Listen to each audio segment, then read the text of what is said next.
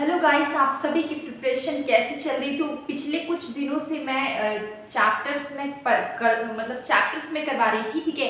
लेकिन आज मैंने क्वेश्चंस लेकर आए हैं। तो जो पिछले जो चैप्टर्स हैं उसमें मैंने डेवलपमेंट इकोनॉमिक्स की, Karl Marx theory, Rostow stages of economic development important वाले चैप्टर्स करवाए जो कि आपके यूजीसी नेट इकोनॉमिक्स के सिलेबस में भी आते हैं। तो आप उसे ज़रूर देखिए और उससे आपको काफ़ी बेनिफिट होगा। और हमारा लाइफ भी चला गया। देखिए अभी हम लोग क्वेश्चंस करने वाले हैं, ठीक है। तो ये देखिए क्वेश्चंस हमारा क्या है कि यहाँ पर देखिए मैंने क्वेश्चंस लिए हैं।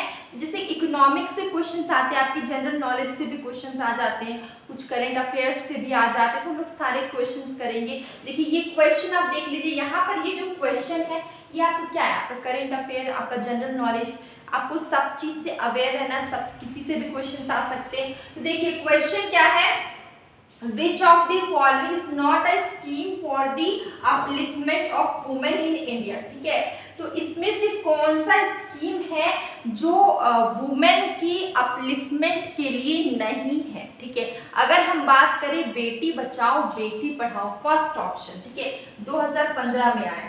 ये क्या है, ये गर्ल चाइल्ड की कमी ना, लड़कियों की कमी ना हो, ये बेटी की जो भी लड़की होती है उसकी वेलफेयर के लिए ही, उसके अपलिफ्टमेंट के लिए बनाया गया कि बेटी बचाओ से आपको समझ में आ रहा है कि लड़कियों को बचाना है, उसे पढ़ाना है, ठीक है।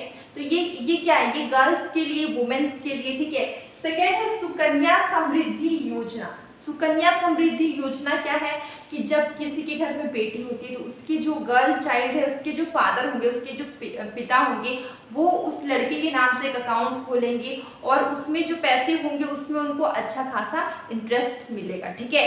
ये सुकन्या समृद्धि योजना है। अगर हम बात करें जेंडर बजटिंग की है तो ये इक्वालिटी, मैन और वुमेन के बीच में इक्वालिटी की बात की जाती है। यहाँ पे देखिए मैंने थोड़ा सा लिख दिया है कि जो जेंडर बजटिंग है ये, इसका एम क्या होता है, जेंडर बजटिंग क्यों बनाया गया है, जेंडर बजटिंग का एम है to achieve equality between man and women, ठीक है। इक्वालिटी लाना है किसके बीच में, मैन के बीच में और वुमेन के बीच में इक्वालिटी। तो इसमें भी वुमेन की बात की जा रही है, ठीक है। वुमेन को मैन के इक्वल लाया जा रहा है, तो ये भी अपलिफ्टमेंट हो सकता है। लेकिन अगर हम बात करें उजाला स्कीम, ठीक है, उजाला स्कीम है, ये लाइट के लिए, इलेक्ट्रिसिटी के लिए है, ये वुमेन या गर्ल्स के लिए नहीं है। तो उजाला स्कीम क्यों है कि इफिशिएंट लाइटिंग, ठीक है, इफिशिएंट लाइटिंग के लिए है। और यहाँ पे अवेयरनेस बढ़ाया जाएगा, क्या किया जाएगा, अवेयरनेस बढ़ाया जाएगा कि इफिशिएंट टूल्स का यूज हो ताकि इलेक्ट्रिसिटी का जो कॉस्ट हो वो कम लगे, ठीक है। तो यहाँ पर हम लोग ने चारों पॉइंट्स को डिस्कस किया। अभी हमें क्या क्लियर हुआ, हम लोग किस कंक्लूजन में पहुंचे कि ये जो हमारा फोर्थ वाला पॉइंट है ये अपलिफ्टमेंट ऑफ वुमेन के लिए नहीं है। तो आंसर हो जाएगा डी। यहाँ पे पूछा गया है नॉट अ स्कीम, इसमें से कौन सा स्कीम है जो वुमेन अपलिफ्टमेंट के लिए नहीं है, वो है उजाला स्कीम, ये इलेक्ट्रिसिटी के लिए, लाइटिंग के लिए। तो आंसर विल बी, ये हमारा क्वेश्चन थोड़ा हट के आया था। हमारे सिलेबस में इकोनॉमिक्स में 10 सब्जेक्ट हैं, ऐसा ज़रूरी नहीं कि सब सारे क्वेश्चंस आपके उसी 10 सब्जेक्ट से आए, आपके करंट अफेयर्स से भी क्वेश्चंस आते हैं, आपके जनरल नॉलेज वाले क्वेश्चन, जो भी कुछ हो रहा है, तो आप सब कुछ से अवेयर रहिए, सब कुछ आप पढ़िए देखिए, ठीक है। अब हम लोग नेक्स्ट क्वेश्चन में आते हैं। According to rational expectation theory, क्या है, rational expectation theory, expectation of inflation were equal to what actually happened with some, ठीक है।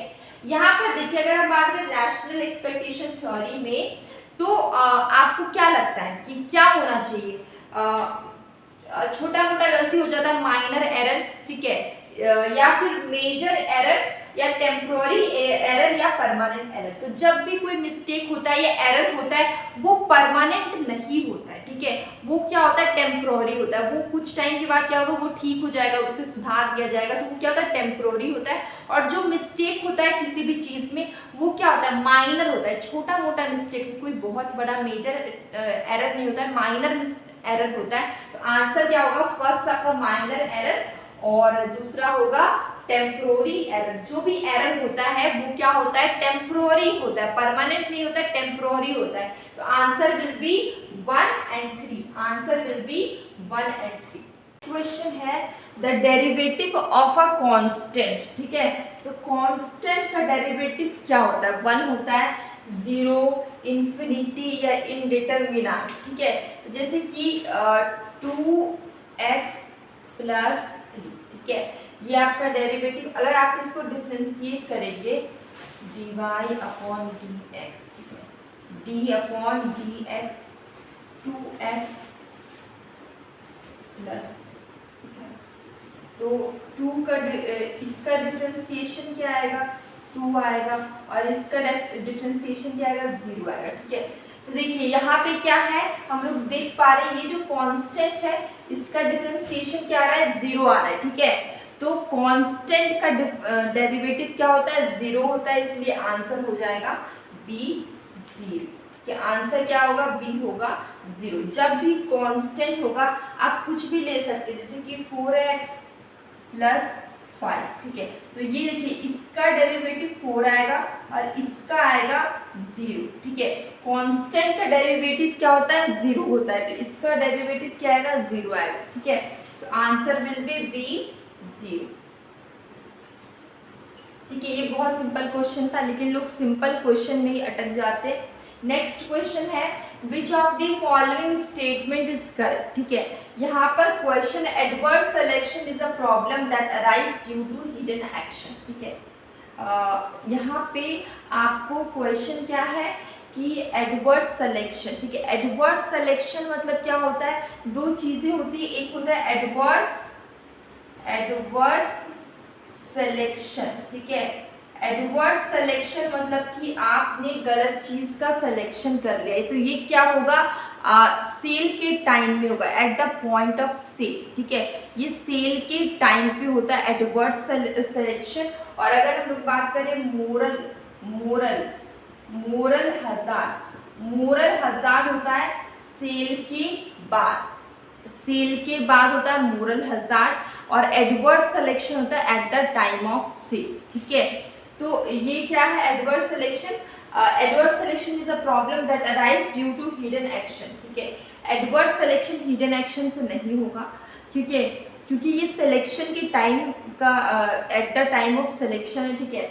Adverse selection is a problem involving principles and agent, ठीक है।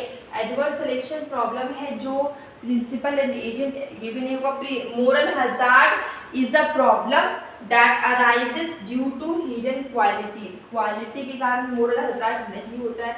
Moral hazard is a problem involving hidden action, तो ये जो moral hazard है ये किसके कारण होता है, हिडन एक्शन के कारण होता है, ठीक है।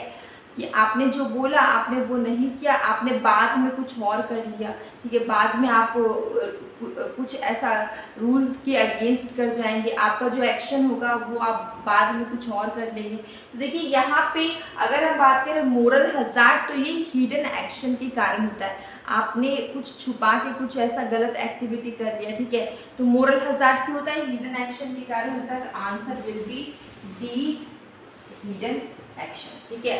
तो इसी के साथ हमारा आज का सेशन यहीं पे एंड होता है, और अब हम लोग मिलेंगे कल एक न्यू वीडियो के साथ। अगर आपको कोई भी कन्फ्यूज़न कोई भी डाउट हो प्लीज़ कमेंट बॉक्स में ज़रूर बताइए, ठीक है। और अब हम लोग मिलेंगे कल एक न्यू वीडियो के साथ।